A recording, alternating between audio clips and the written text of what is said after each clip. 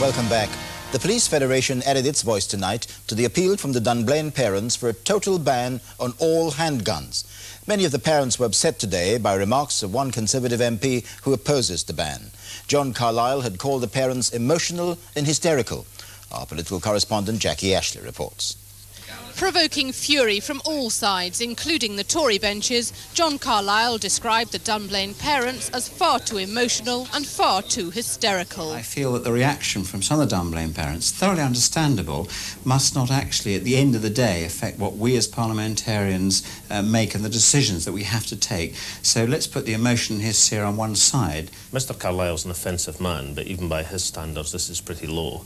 The Dunblane parents have behaved with the most enormous dignity through this debate. They have the most absolute entitlement to speak out. The parents themselves, meeting tonight, as they have every Thursday since the tragedy, dismissed Mr. Carlyle's comments. People who accuse us of being hysterical tend to do so because they do not have a reasoned argument against our own claims. The point we want to make tonight is that we would like to see a free vote in the Commons because this, we've been told all along, is not a party political issue. In Hampshire tonight, the Police Federation lent its support to the parents' campaign. Many of us, including the parents of Dunblane, are calling for a total ban. I think the debate's clear, I think the evidence is clear, and the will of public opinion is clear as well. So let's get it done. For now, the government showing no sign of allowing MPs a free vote on the issue. And although a handful of Tory MPs are threatening to rebel, it looks as though support from the Liberal Democrats and some Ulster Unionists may well win the vote for the government's plans. Jackie Ashley, News at 10, Westminster.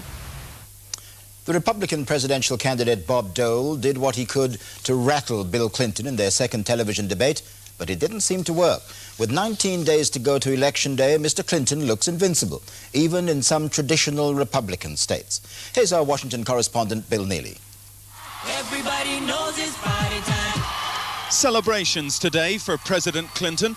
By 2-1, Americans say he won the final TV debate, widely seen as Bob Dole's last chance. There you go again, Mr. President. Talking about Facing defeat, he attacked, accusing the president of corruption. They see scandals almost on a daily basis. They see ethical problems in the White House today. You have 30-some in your administration who've either left or being investigated or in jail or whatever. Then you've got an ethical problem. Mr. Clinton held back, trying to be generous when asked if the 73-year-old Mr. Dole wasn't too old to be president. I tell you that I don't think Senator Dole is too old to be president. It's the age of his ideas that I question. Now, the president doesn't have any ideas, so he's out trashing ours. The more Mr. Dole attacked, the more Mr. Clinton sounded presidential. I don't want to respond in kind to all these things. No attack ever created a job or educated a child or helped a family make ends meet.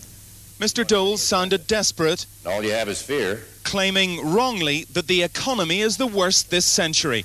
When it was over, Mr. Clinton had won over the audience of undecided voters. I was leaning towards Dole before I came to the debate. I now will vote for Clinton. If Bob Dole is going to win anywhere, it should be here in Orange County, California, one of the most Republican areas of America. Yet the unthinkable is happening. Astonishingly, it's Bill Clinton who's leading here. Dole, I don't know. Seems like a radical. Don't like Bob Dole. Is there anything Dole can say at the minute that would make you switch? Nope. No, not me. Not me. You're thinking of voting for Mr. Dole? Mm-hmm. Do you think he'll win the election? No. And it was in Orange County that Mr. Clinton was campaigning today. Bob Dole has 2 weeks left, but virtually nowhere left to go. Bill Neely, News at 10, San Diego. The Church of England sacked one of its bishops today for blessing a so-called gay marriage. The Right Reverend Derek Rawcliffe, who announced that he was homosexual last year, was the assistant bishop of Ripon. He said he was disappointed. A British woman has been sentenced to 6 years in a Russian labor camp for smuggling cocaine. Moscow police arrested 18-year-old Karen Henderson at the city's airport with a Dutch woman in February. Henderson claimed the cocaine in her luggage had been planted. And Leeds Crown Court cleared a policeman today accused of stealing a calculator from his police station. The case cost about £100,000, the calculator £1.50. Constable Andrew Whitfield always maintained he'd merely borrowed it. We reported earlier on the reunion of Labour's Claire Short and the son she gave up for adoption. Toby Graham's attempt to find his natural mother ended happily. Many similar reunions end the same way, others don't. But Mr. Graham's efforts highlight a trend that's been growing since the 1975 Children's Act allowed children to trace their natural parents. David Rose has tonight's special report. Jean Pickstock was just a baby when she was adopted. 61 years later, a grandmother herself, Jean decided to try to find the woman who'd given birth to her. It's a need that was always there, but pushed to the background when I had my parents. But when I lost them, it just came to the fore. She first met her birth mother on Worthing seafront. I was an absolute nervous wreck. And we met just down there. And you can't expect after 61 years to suddenly pop up. But I think she cares about me. I know she cares about me. Everybody okay?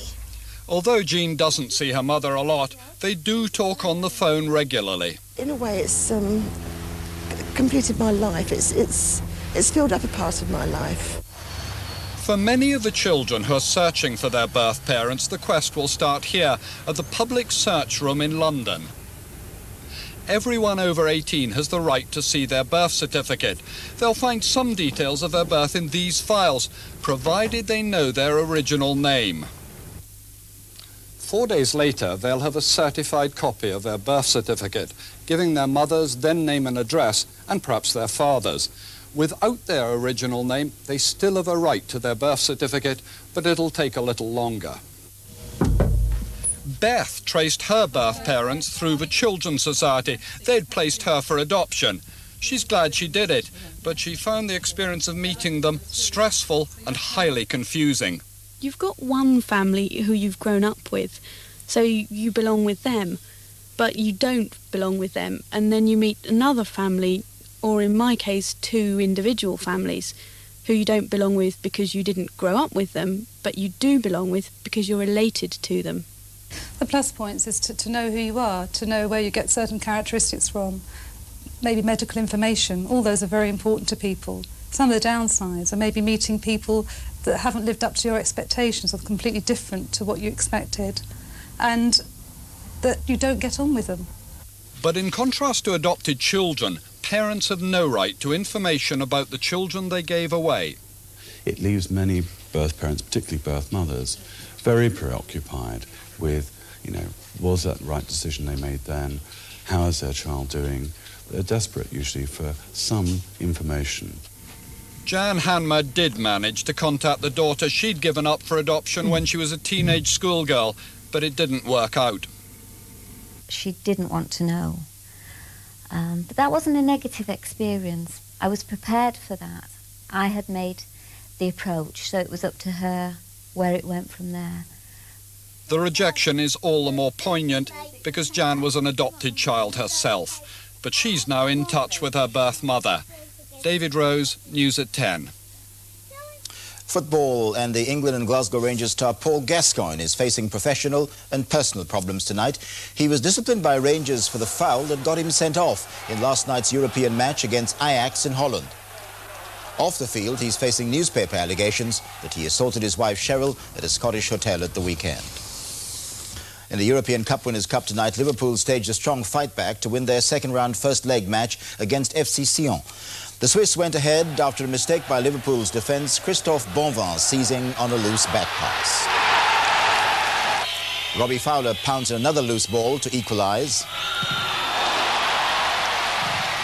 And a second-half corner finally produced the winner from a John Barnes header. The final score, Sion 1, Liverpool 2. The men headlined again tonight. President Yeltsin has publicly sacked his controversial security chief Alexander Lebed over reports that General Lebed had been planning a coup. And finally, the best-selling pop groups of recent years have been mostly male, like Take That, Oasis and Blur. And then, 4 months ago, from nowhere, came the Spice Girls.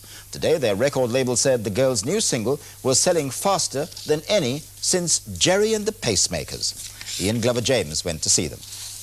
Hi, we're Spice Girls! I'll tell you what I want, what I really, really want. No, tell me what you want, what you really, really The Spice Girls are #1 in 22 countries with Wannabe, a hit they wrote and recorded in record time. An amazing thing has happened today. Spice Girls outsold Boyzone by about 5-1. DJs believe Spice Girls are the start of a revolution. Spice Girls have leapt in here with a sort of naughty but nice, girl power. Come on, girls, join our team. We're going to take on the men. All done very tongue-in-cheek and in a brilliantly fun way. You gotta get with my friends if you wanna be my lover. You gotta get Tonight, the five-girl group are celebrating again. Record sales suggest they're #1 for a second time with their latest hit. This could be the new age of all-girl bands. That's the way it is. Maybe it could be because there's so many boy bands and so many boy acts. I think girls like to see some other girls doing it for a change. The girls are identifying with us maybe, and it's, and we're out there doing what we want to do, having fun. And I think that's the main thing, it's just fun. Are you filming? Go! And they're having fun, living a teenage dream, storming the charts and some think setting new trends in all-girl pop music. Ian Glover-James, News at 10 with the Spice Girls. And I shan't sing it, but that's the way it is tonight. We're here again tomorrow. From all of us here at ITN, good night.